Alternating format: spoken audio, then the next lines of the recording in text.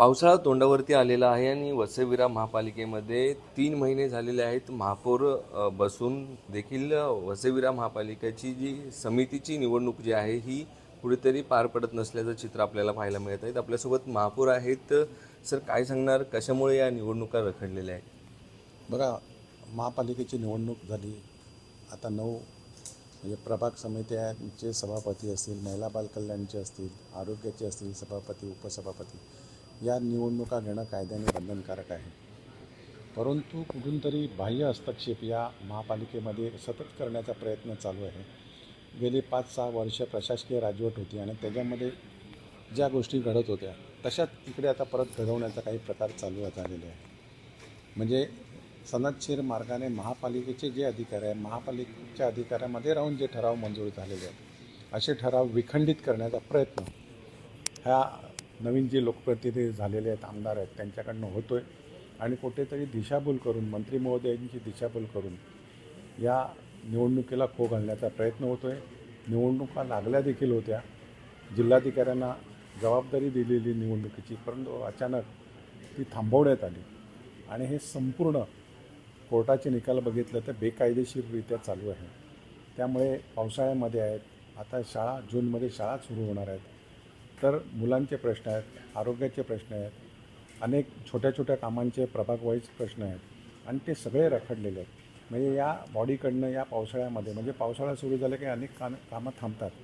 मग त्याचा जनतेचा रोष या पालिकेवर व्हावा, नवीन निवडून आलेल्या बॉडीवर व्हावा, म्हणून हे जाणून बुजून प्रयत्न चालू आहेत असं माझा स्पष्ट आरोप आहे की ज्या गोष्टी त्यामुळे रखडल्या जातील. आणि पावसाळ्यात शेवटी रस्ता खोदायला गेलो तर लोकांना त्रास होईल, गटार बनवायला गेलो तर लोकांना त्रास होईल, अशा छोट्या छोट्या गोष्टी आहेत. किंवा लहान लहान महिलांचे प्रश्न आहेत, त्यांची अनुदानं आहेत, अनेक महिला बालकल्याणमधनं अनुदानं किंवा अन्य कामं होत असतात.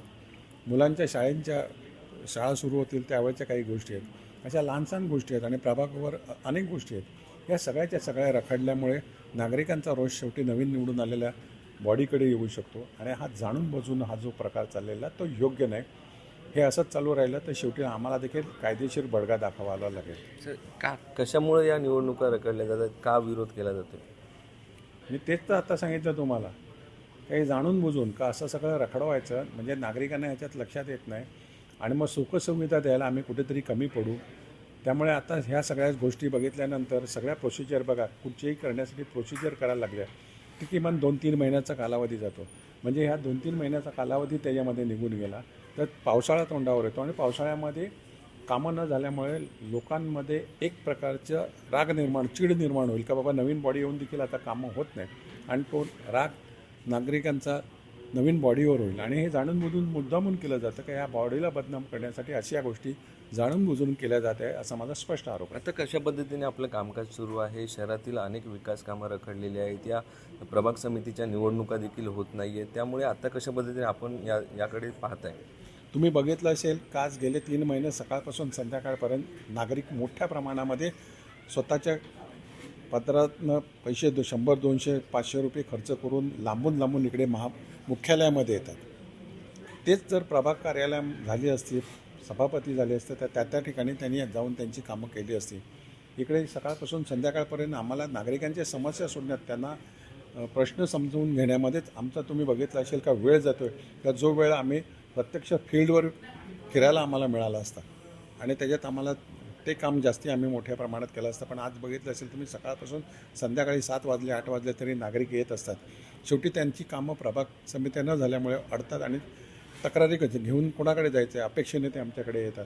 त्यामुळे निश्चित अनेक कामं रखडलेली आहेत आणि आमची पण कामं जी फील्डवर आम्हाला जायला पाहिजे, करायला पाहिजेत, तर आम्हाला देखील त्यामुळे कुठेतरी मर्यादा येत आहे. याबाबत आपण काही राज्य सरकारकडे, कोकण विभागाकडे काही पत्र वगैरे दिले का? आम्ही संबंधित अधिकारी असेल किंवा राज्य सरकार आहे त्या सगळ्या ठिकाणी आम्ही त्यासंबंधी पत्रव्यवहार करतो आहे. आमचे अधिकारी देखील पत्रव्यवहार करत आहेत, परंतु त्या मानसिकतेतनं अजून बाहेर निघत नाहीत. हे का जे 5 वर्ष चाललेलं किंवा गेल्या वर्षभरामध्ये जे झालेलं प्रशासकीय राजवटीमध्ये जे चाललेलं आहे यांचं, तसाच हा प्रकार आहे. आणि महापालिकेच्या कारभारामध्ये जो हस्तक्षेप करण्याचा प्रयत्न आहे, अधिकाऱ्यांवर असं प्रेशर आणण्याचा प्रयत्न चालू आहे, तो अयोग्य आहे. मला वाटते महापालिकेमध्ये सर्व पक्षाचे इकडे प्रतिनिधी आहेत, ते त्यांच्या पद्धतीने कामं करून घेऊ शकतात मला वाटते, आणि त्यांच्याकडे मार्ग देखील आहे करून घेण्यासाठी. सभापतीच्या निवडणुका झाल्या तर त्यांना देखील तिकडे स्टेज आहे, त्यांचं व्यासपीठ आहे, तिकडे आवाज उठवू शकतात. त्यामुळे लोकप्रतिनिधी जे आमदार आहेत त्यांनी हस्तक्षेप जास्ती करू नये. राज्य आणि केंद्राबाबतचे जे प्रश्न आहेत आणि त्यांची जी उद्दिष्ट आहेत, त्यांची कामं दिलेली आहेत, ते आमदार म्हणून लोक किंवा खासदार म्हणून त्याच्यात त्यांनी प्राधान्य दिलं तर मला वाटतं योग्य होईल. निश्चित आपण जर बघितलं असेल तर या प्रभाग समितीच्या निवडणुका ज्या आहेत त्या आमदारांनी राज्य सरकारकडे पत्र दिलं असल्यामुळे या रखडल्या असल्याचा थेट आरोप देखील वसईविरा महापालिकेच्या नवनिर्वाचित महापौर राजू पाटील यांनी केलेला आहे. त्यामुळे आता या नेमक्या निवडणुका कशा पद्धतीने पार पडतील आणि नागरिकांचे प्रश्न कशा पद्धतीने सुटतील याकडे आता सर्वांचं लक्ष लागलेलं आहे. संदीप गायकवाड, EPS मराठी, विरार.